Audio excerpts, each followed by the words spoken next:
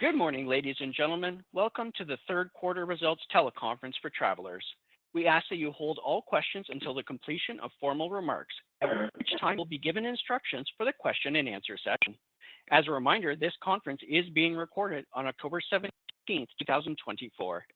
At this time, I would like to turn the conference over to Ms. Abby Goldstein, Senior Vice President of Investor Relations. Ms. Goldstein, you may begin. Thank you. Good morning and welcome to Travelers' discussion of our third quarter 2024 results. We released our press release, financial supplement, and webcast presentation earlier this morning. All of these materials can be found on our website at travelers.com under the Investors section.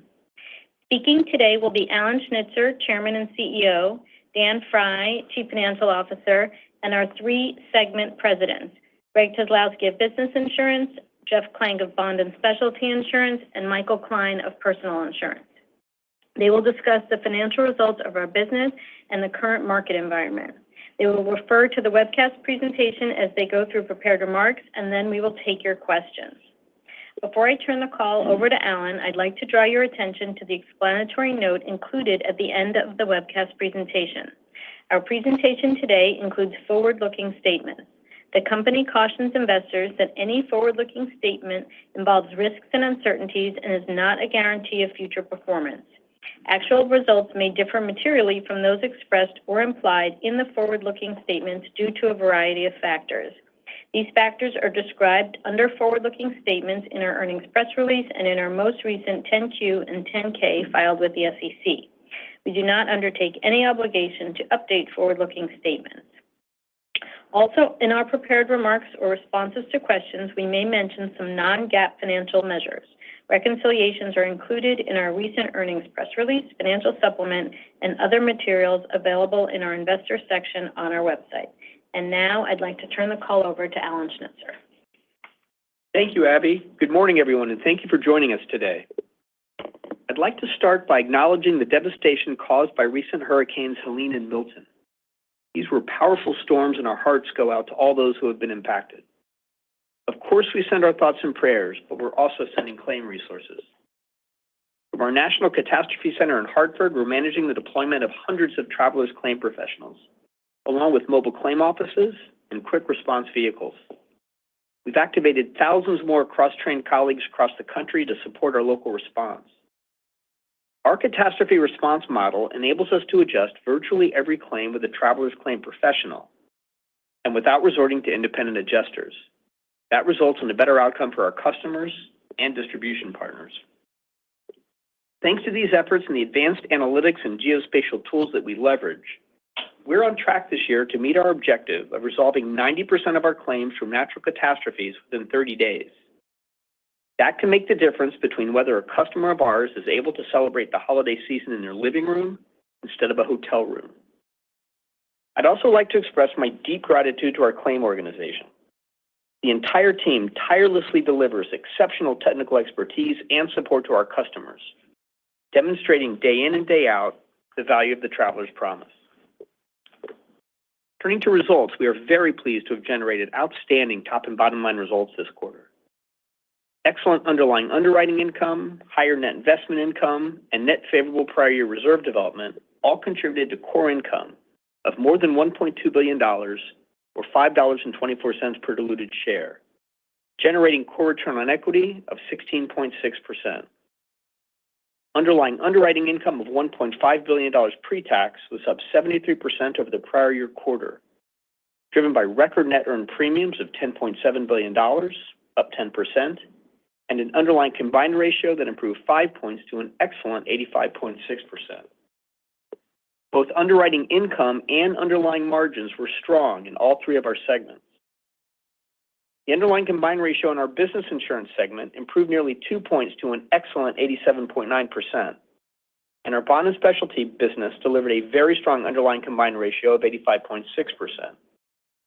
The underlying combined ratio in personal insurance improved 11.5 points to an exceptional 82.7%. These terrific segment results contributed to a reported consolidated combined ratio that improved nearly 8 points to 93.2%. Turning to investments, our high-quality investment portfolio continued to perform well, with after-tax net investment income up 16% to $742 million, driven by strong and reliable returns from our growing fixed income portfolio and higher returns from our non-fixed income portfolio. Our underwriting and investment results, together with our strong balance sheet, enabled us to grow adjusted book value per share by 4% during the quarter. And that's after returning $496 million of excess capital to shareholders and continuing to make important investments in our business, as we notched another quarter of successful execution on a number of important strategic initiatives. Turning to the top line, we grew net written premiums by 8% to $11.3 billion. The strong value proposition that we offer to our customers and distribution partners, along with outstanding execution by our colleagues in the field, contributed to our top-line success. In business insurance, we grew net written premiums by 9% to more than $5.5 billion. Renewal premium change in the segment remained very strong, increasing to 10.5%, driven by strong contributions from the liability coverages. Renewal rate change accelerated to 7.3% in the quarter and was steady or higher in every product line. Even with the firm pricing environment, retention in the segment ticked up to 86%. The combination of strong pricing and excellent retention reflects our deliberate execution and a marketplace that is reacting in a generally disciplined way to the headwinds of social and economic inflation.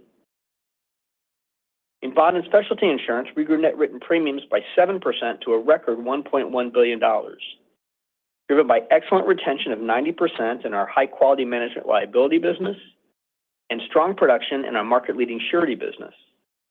We grew surety net written premiums by 7% from a very strong result in the prior year quarter. We are very pleased to have generated terrific production results across our commercial segments, where margins continue to be attractive. That includes our E&S offerings, where we've grown net written premiums by 13% year to date.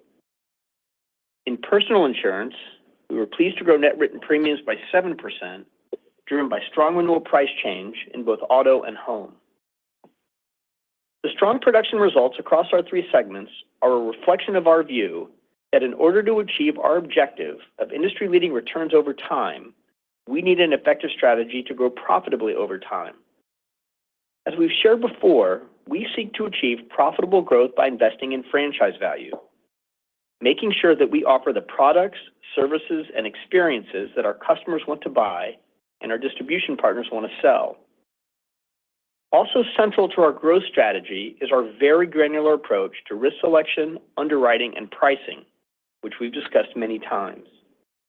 As a result of that approach and investments we've made over decades in leading data and analytics, our growth in insured exposures correlates to returns. In other words, generally speaking, the more attractive the returns in a business, the more we've been growing insured exposures in that business. All of which is to say, Travelers' unique combination of franchise value and execution yields very effective capital deployment to high-quality, profitable growth. The numbers speak for themselves. Over the last 4 years, we've grown our premium base by more than $13 billion, nearly a 50% increase, while simultaneously improving our underwriting margins. The result is that we've more than doubled our underlying underwriting income and increased our total underwriting income by more than 80%. The combination of strong underwriting income and the reliable investment income from our substantial and growing investment portfolio makes for a powerful earnings engine. That's what's driving our strong results this quarter and year to date, and that's what's driving our core return on equity of 15.9% over the last 12 months. And that's what gives us great confidence in the outlook for our business into 2025 and beyond. With that, please turn the call over to Dan. Thank you, Alan. I'm pleased to provide some additional color on an exceptionally strong quarter. Core income for the third quarter was $1.2 billion, and core return on equity was 16.6%, as we delivered another quarter of excellent underlying underwriting results, net favorable prior year reserve development, and strong investment income. We're pleased to have once again generated record levels of earned premium this quarter and an excellent combined ratio of 93.2%, an improvement of nearly 8 points. Inside of that, our underlying combined ratio improved 5 full points from last year's strong result. This combination of premium growth and underlying margin improvement led to our best ever underlying underwriting gain of $1.2 billion after tax, up $503 million or 74% from the prior year quarter. The expense ratio for the third quarter was 28.4% and reflects the benefits of our continued focus on productivity and efficiency coupled with strong top-line growth. That brings the year-to-date expense ratio to 28.6%, in line with our expectations. Our third quarter results include $939 million of pre-tax catastrophe losses, more than half of which relates to Hurricane Helene, a devastating storm which made landfall in the last few days of the quarter. For travelers, the financial impact of Helene was greater in Georgia and the Carolinas than in Florida. Turning to prior year reserve development, we had total net favorable development of $126 million pre-tax. In business insurance, the annual asbestos review resulted in a charge of $242 million. Ex-asbestos, business insurance had net favorable PYD of $151 million, driven by favorability in workers' comp. In bond and specialty, net favorable PYD of $36 million was driven by another quarter of better-than-expected results in fidelity and surety. Personal insurance had $181 million of net favorable PYD, with favorability in both home and auto. After-tax net investment income of $742 million was up 16% from the prior year quarter. Fixed maturity NII was again higher than the prior year quarter and in line with our previously shared outlook, reflecting the benefit of both higher average yields and significant growth in the portfolio. Returns in the non-fixed income portfolio were also above the prior year quarter. In terms of our outlook for fixed income NII, including earnings from short-term securities, we now expect approximately $700 million after tax for the fourth quarter.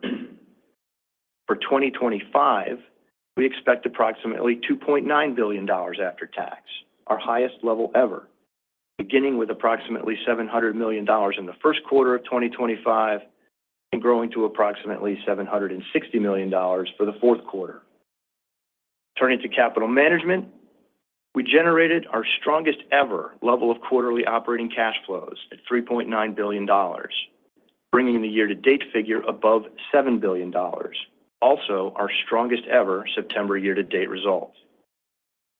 Interest rates decreased during the quarter, and as a result, our net unrealized investment loss decreased from $4 billion after tax at June 30th to $2.1 billion after tax at September 30th.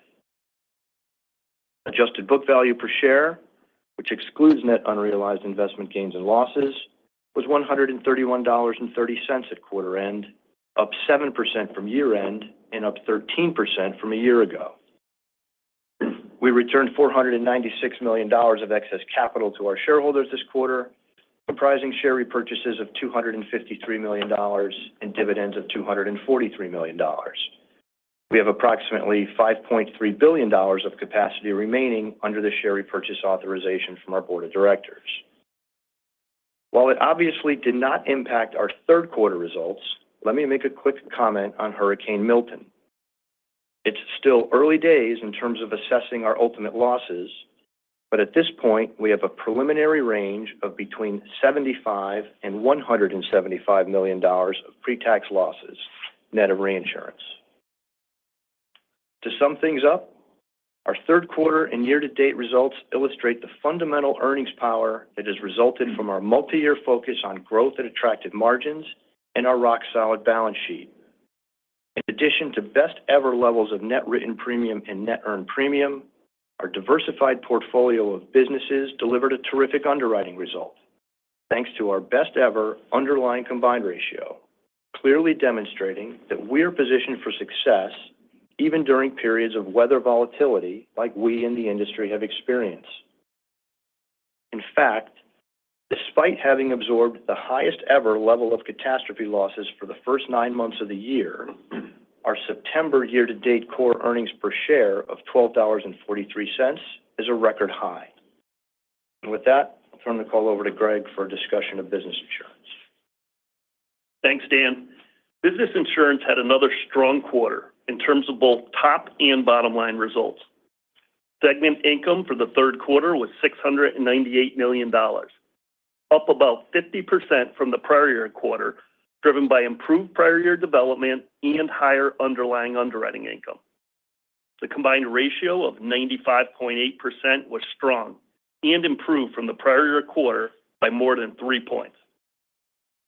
Similar to the past several quarters, we're extremely pleased with the quarter's exceptionally strong underlying combined ratio of 87.9%, which improved by about 2 points from the prior year quarter, primarily reflecting the benefit of earned pricing. This was our best third quarter underlying result ever. Turning to the top line, we grew net written premiums by 9% to an all-time third quarter high of more than $5.5 billion. Renewal premium change was once again historically high at 10.5%, with renewal rate change that increased nearly a point sequentially to 7.3%, driving the majority of the strong pricing. Retention remained excellent at 86%, and new business of $680 million was the second highest third quarter result ever, just slightly trailing last year's record third quarter. In terms of pricing, we're pleased to sustain strong levels of renewal premium change, which increased sequentially from the second quarter. The strong pricing was broad-based, with renewal premium change at or close to double digits in every line other than workers' comp. With respect to pure renewal rate change, we're pleased that the exceptional granular execution by our field organization reflects and appropriately balances the current return profile and environmental trends for each line. Umbrella and auto continue to lead the way with rate increases well into double digits. In terms of sequential renewal rate change, every line was at or higher than the second quarter. Even with these strong pricing levels, retention remains strong, as I mentioned earlier, a reflection of marketplace discipline in the face of industry headwinds. As for the individual businesses, in Select, renewal premium change remains strong at 12.3%, up almost 2.5 points from the third quarter of last year. Renewal rate change of 5.5% was up sequentially from the second quarter and up more than 2.5 points from last year's third quarter. Retention ticked down as we continued to intentionally optimize our CMP risk-return profile in a couple of targeted geographies. New business was healthy and near historical highs. Overall, we remain pleased with the granular pricing and underwriting execution driving profitable growth in Select. In middle market, renewal premium change was exceptionally strong at 10.6%, about a point higher than the second quarter, driven by renewal rate change, which reached 8%. The rate increases were broad-based, with more than 3/4 of our middle market accounts achieving positive rate change. And at the same time, the granular execution was excellent, with meaningful spread from our best-performing accounts to our lower-performing accounts. We're pleased that retention also remained exceptionally even with these levels of price increases. Lastly, new business of $364 million was our highest ever third quarter result, and we're pleased with the risk selection and the strength of pricing on the accounts that we added to the portfolio. To sum up, business insurance had another terrific quarter.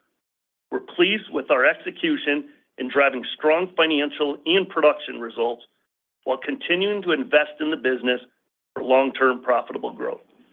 With that, I'll turn the call over to Jeff. Thanks, Greg. Bond and Specialty posted another strong quarter on both the top and bottom lines. We generated segment income of $222 million and an excellent combined ratio of 82.5%.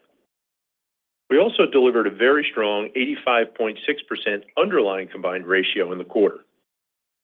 The increase of 4.9 points from last year's quarter reflects a modestly elevated expense ratio, primarily related to the Corvus acquisition and the impact of earned pricing. We expect the expense ratio to remain elevated for a few more quarters as we integrate Corvus's operation and as we ramp up and earn in premiums from its attractive book of business. Turning to the top line, we grew net written premiums by 7% in the quarter to a record high $1.1 billion. In our high-quality domestic management liability business, we again delivered excellent retention of 90% with positive renewal premium change that reflects terrific execution by our field organization and our focus on retaining our profitable book of business. We're pleased that we grew new business by over 80% from the prior year quarter to a record $113 million, driven by Corvus. 9 months following the closing of our Corvus acquisition, we continue to feel terrific about the talent, capabilities, and business that we've added to our cyber portfolio. We're deploying Corvus's proprietary underwriting and risk control capabilities across our cyber book, helping our customers remediate vulnerabilities and avoid cyber losses.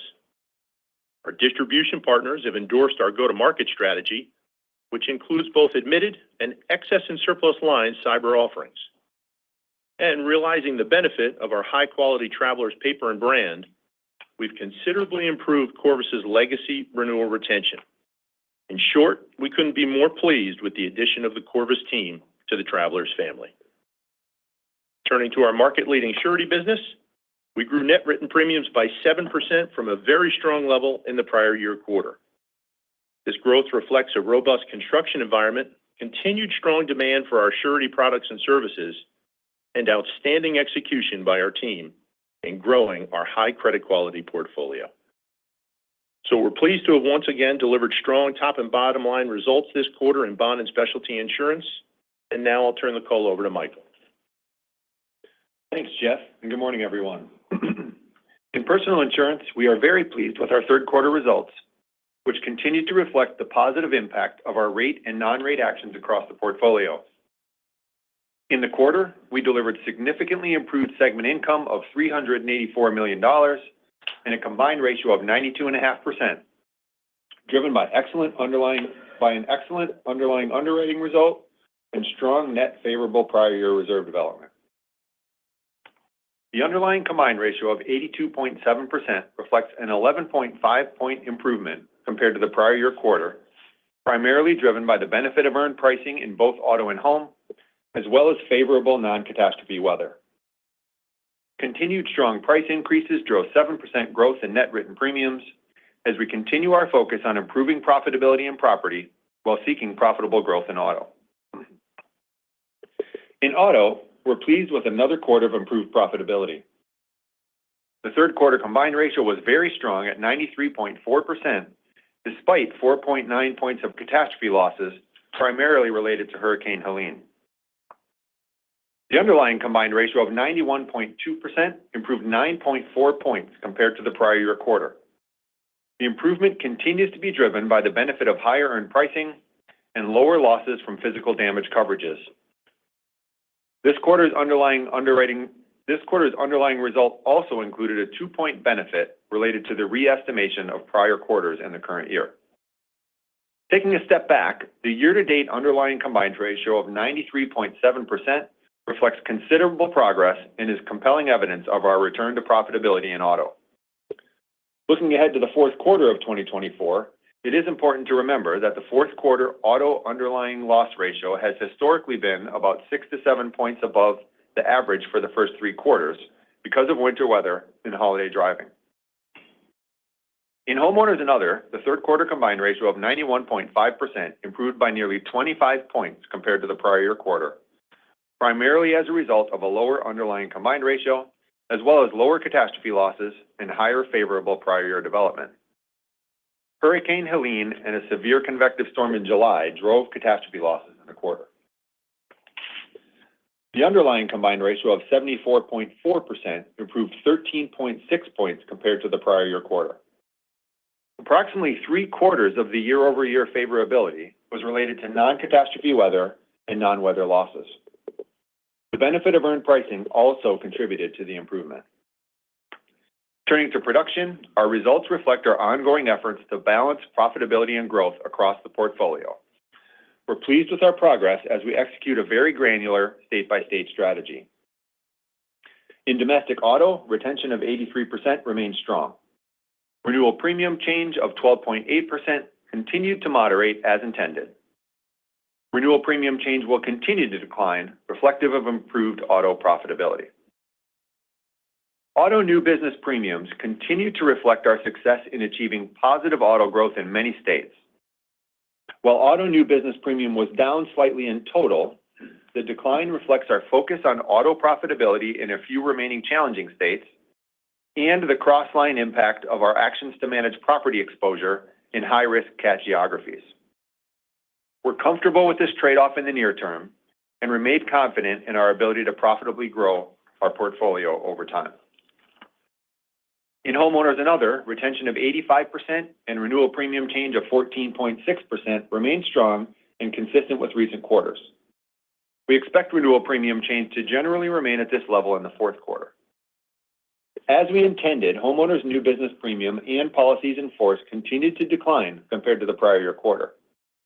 Also, as we intended, the decline was most significant in high-risk catastrophe geographies, reflecting continued actions to reduce exposure and mitigate volatility through improved risk selection, restricted binding authority, tightened eligibility requirements, and higher deductibles. To sum up, for the personal insurance segment overall, this was a great quarter, reflecting disciplined execution by our team and further progress toward delivering a profitable, growing portfolio of personalized business over time. Now, I'll turn the call back over to Abby. Thanks, Michael. We're happy to open up for your questions. Thank you. We will now begin the question and answer session. If you would like to ask a question, please press star one on your telephone keypad to raise your hand and join the queue. We ask that you please limit yourself to one question and one follow-up. Your first question comes from the line of Gregory Peters from Raymond James. Your line is open. Okay, good morning, everyone. I guess for the first question, I'll focus on domestic business insurance and the renewal premium change, which continues to be quite strong even through the third quarter. I guess where I'm going with this is, given the strong improvement in the underlying results, at what point will that renewal premium change begin to moderate? Hey, Greg, good morning. It's Alan. Thanks for the question. We're not going to try to forecast what that's going to be, but I would say, there are headwinds out there in terms of inflation. There's uncertainty out there in terms of the political and regulatory environment, the geopolitical environment, so on and so forth. I'll share that with you as the kind of things we think the market's reacting to, but we're not going to project it. Okay, fair enough. I thought I'd give it a shot. I guess the other question, listening to the comments about, the strong results, the best third quarter ever in business insurance, et cetera, and the free cash flow, I guess I want to pivot back to capital management. I know you're not going to disclose M&A on the call, but it seems like a balanced approach, including capital return to shareholders and M&A or investment in organic, is a high likelihood that it could happen. But considering the cash flow numbers, should we just plow that all in a share repurchase, or what are you thinking?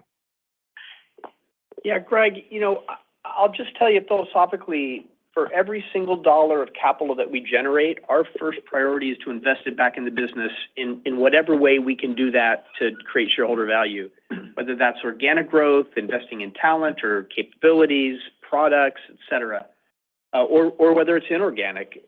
So that's our first objective, and we try to do that.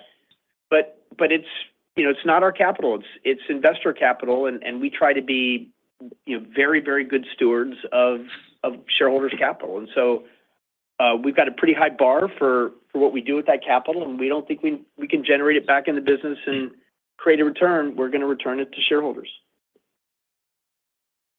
Okay. Congrats on the results. Thanks, Greg. Your next question comes from a line of David Motemaden from Evercore ISI. Your line is open. Thanks. Good morning. I sort of had a follow-up on the prior question on the BI renewal rate change.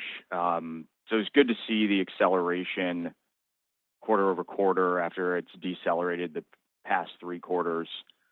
I guess I'm just wondering, Alan, if you could comment on how sustainable you feel like this rate environment is, and if you think the hurricanes over the last few weeks will change the trajectory on the property side, which I know has kind of been a standout, a drag on that RRC recently.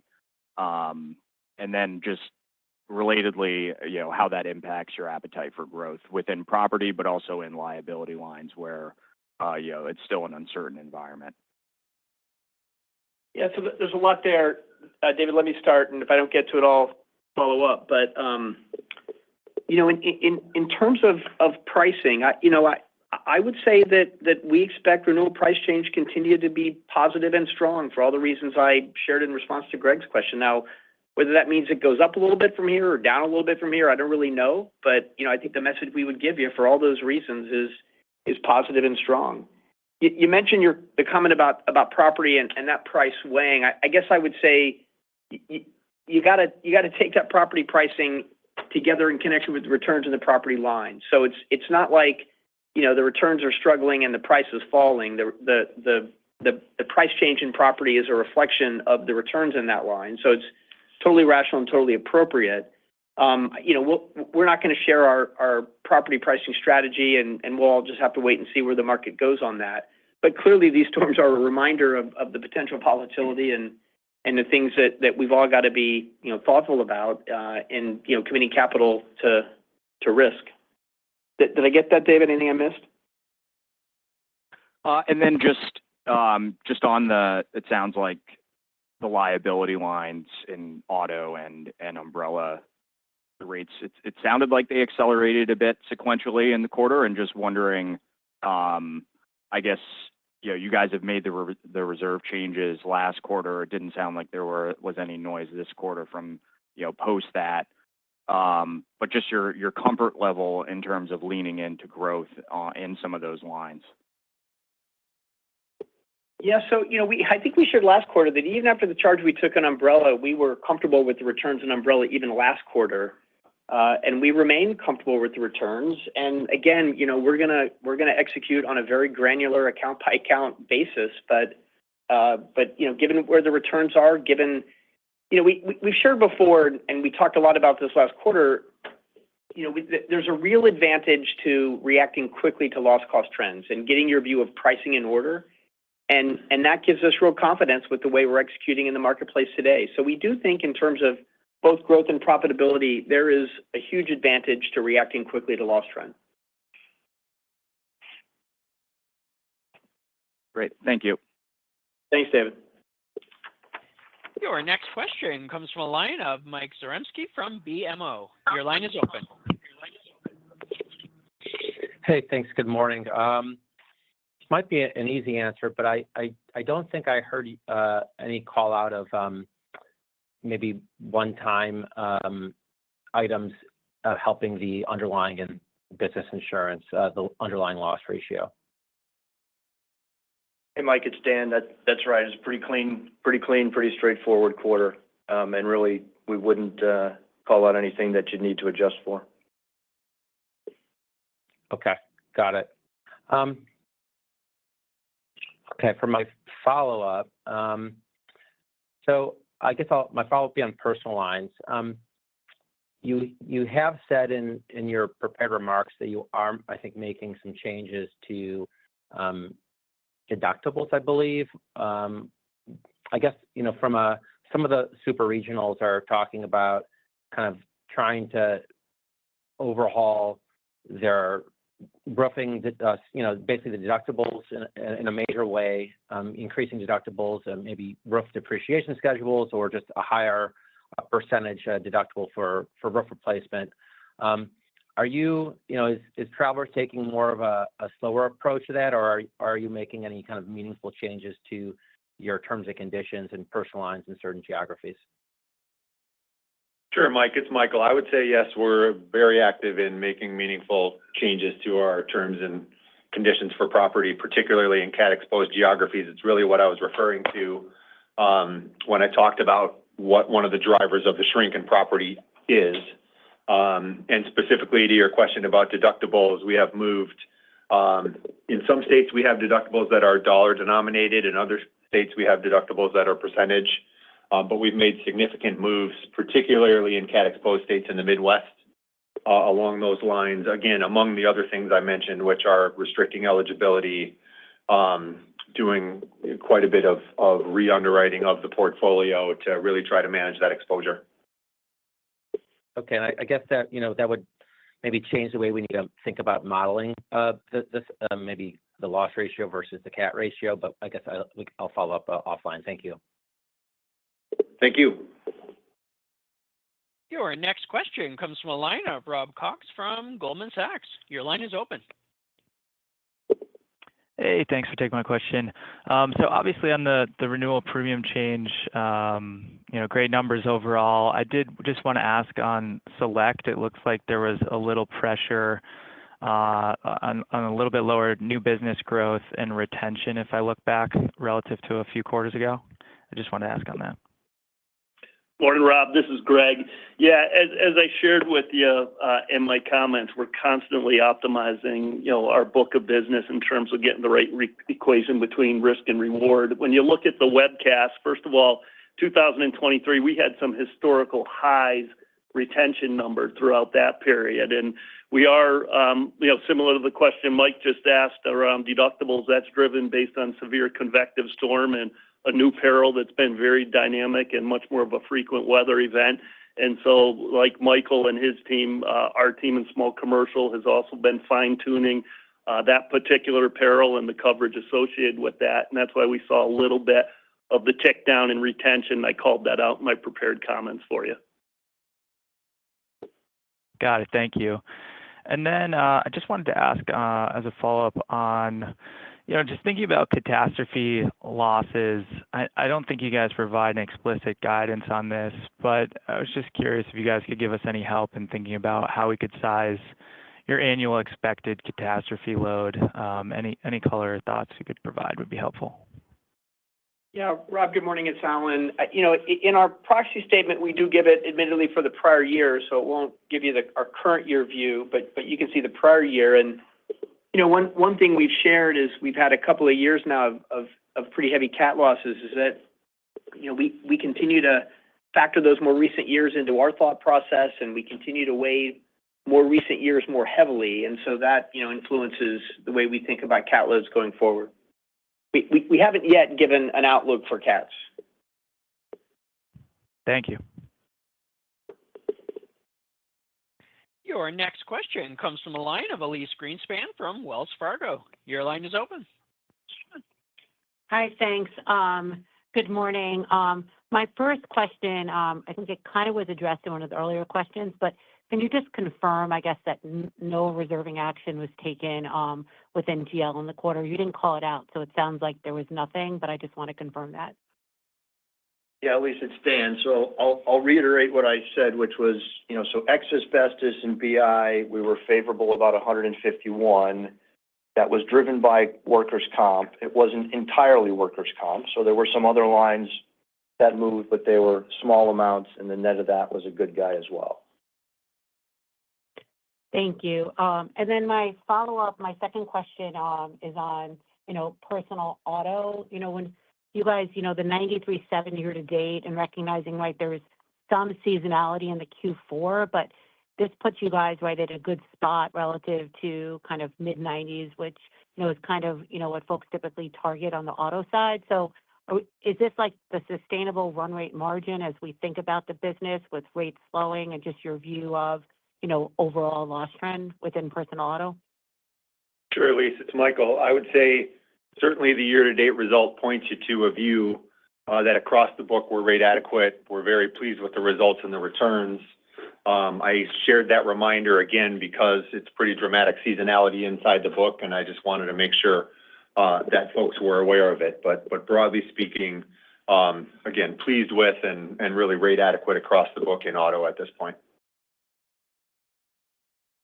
Thank you. Your next question comes from a line of Brian Meredith from UBS. Your line is open. Yes, thanks. Michael, can I just follow up on that one? If you're rate adequate across your book, should we start to expect that, policy count's going to grow here in the near future? Great question, Brian. It's Michael. We are hard at it, right? I tried to give you the pieces impacting auto growth as we sit here today. And again, in states where we don't have some of the other complications, we are seeing new business growth. And again, that's many states across the country. We're working hard at it at the states where we don't yet have adequate rates, and we're making progress. But obviously, we're subject to those rates getting filed and approved before those flip into that category. But again, we're hard at work on that. And then the other element is the cross-line impact of our work to improve property risk reward. That will take some more time, but again, we're making strong progress there. And so again, as I've said the last couple of quarters, our focus in auto is to profitably grow it. Our focus in home is to improve profitability. Given our focus on portfolio business, those two things kind of go hand in hand, and that's what I mean when I say we're trying to balance growth and profitability across the book. But it's definitely a strong focus of ours. Appreciate it. Thank you. And then one for Greg. I'm just curious, Greg, any kind of insight into what workers' comp pricing might look like going forward? I think we've heard that maybe a state or so you might get some positive, stuff out of ratings bureaus. Yeah, Brian, this is Greg. Yeah, if I look at workers' comp as a portfolio, I think we're going to see a continuation of what we're seeing right now, and that really is driven based on the strong experience on the line, and we've certainly, as leaders in that line, have demonstrated that. And so when you look at the bureaus, NCCI being the largest one, what we're looking at for a forecast in 2025 for a loss cost recommendation, it's very similar to what we saw in 2024. Of course, that doesn't apply to every individual account. We'll have E-mods and et cetera on the individual account, but I think it's going to kind of stay with the levels that it's at right now. Thanks. Appreciate it.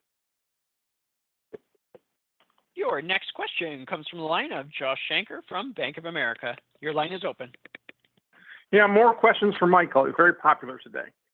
I wanted to talk a little about first the favorable development in the personal line segment. What years were it throwing off the favorable development, and does that mean to some extent you may have overreacted on pricing in some states? Hey Josh, it's Dan. So I'll start with the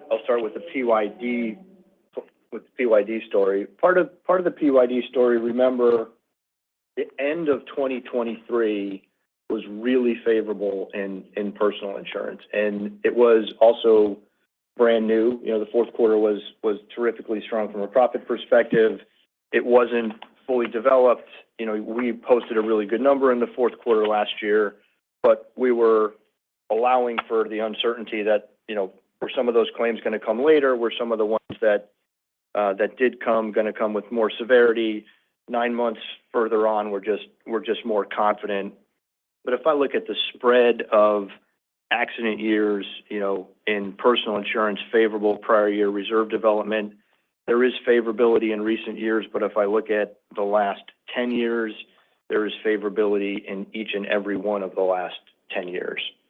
And I'll leave the pricing question for Michael. Yeah, and Josh, I would say, in terms of did we overreact on pricing, again, I would reiterate the comment I made in response to Elise, which is as we look across the book, we're rate adequate. And I'd also point you to the combined ratio for the year to date. If you add back prior year development to try to get to a accident year type number, that number is 97.4. So I don't think that would be an indication that we've overshot. That makes sense. And so we've had 2 quarters now with about $170, $180 million of prior year favorable development in the personal line segment. A lot of times there's a certain trend, and when that trend deviates, it throws off favorable development. But are these discrete things that you've noticed that make this degree of favorable development probably less likely to be sustainable if the trends continue? Or could we continue to see hundreds of millions of dollars of favorable development if just the trends keep playing out? I hope I'm asking the question appropriately. Yeah, Josh, it's Dan. I think I get it, and I'm glad you asked it. I mean, I think if there's two words that I would not put in a sentence together, it's prior year reserve development and trend or run rate. And I think we tell you this pretty consistently. We look at all the data as it comes in every quarter. We do thorough reviews of every line every quarter. We're just trying to get it right. What you've seen probably in the last couple of years when loss costs were elevated in 22 and 23, we say we want to get it right, but in getting it right, we want to acknowledge the fact that if there's an elevated level of uncertainty, we're going to contemplate in our reserves. And now, if you've seen, some of the inflationary pressures come back down to a more normal level, some of those years have matured and aged out. That's sort of what you're seeing. So, you may or may not believe it. I literally don't have a view of whether prior year reserve development is going to be higher, lower, or sideways in PI in the next several quarters, but that's the way we think about it. Thank you for the answers. Appreciated. Thanks, Josh.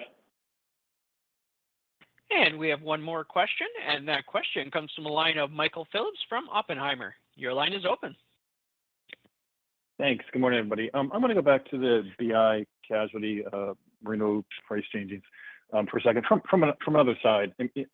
When you have gotten more rate today than last quarter, and then I hear your answers, Alan, about uncertainty and geopolitical risk and social and economic. We talked about that stuff for years. I guess when you're getting more rate today than last quarter, with such strong current core margins, does it mean, Alan, that your concerns on those things that you answered are more today than they were last year or the year before when you started talking about them? Does it mean that we're more concerned about it? No, I wouldn't say that. The answers that you gave. Okay. That's the answer. That's the question. Are you more concerned today than maybe you were last year? I wouldn't say that we're more concerned today. You can't really think about this sort of static at a point in time. We're thinking about this, looking out the windshield at the future, and loss trend is certainly positive, and we'd like pricing to keep up with that. But I would not say that we're more concerned today. And I do think one thing you get with Travelers is pretty early detection and reaction to changes in loss activity. And so I don't know where it's going to go, but we feel pretty good about the actions that we've taken, so far this year. Okay. Thanks. A quick one maybe for Jeff, perhaps. Any updates you can share with, I guess, loss trends in the management liability section? Thanks. Not specific to loss trend, no. I called out in this script for you, and again, this is Jeff Klink. We said that the earned pricing had an unfavorable impact on the underlying combined ratio. I'd point out, though, that the pricing strategy is a function of rate adequacy. The returns in the business have been excellent. Our renewal pricing reflects deliberate execution, and I feel great about the renewal retention percentage at 90%. Thanks for the question. Okay. And that concludes our question and answer session. I will now turn the call back over to Abby Goldstein for some final closing remarks. Thank you. Thank you all for joining us this morning. Appreciate the questions. And as always, if there's any follow-up, please get in touch with Investor Relations. Have a good day. This concludes today's conference call. Thank you for your participation. You may now disconnect.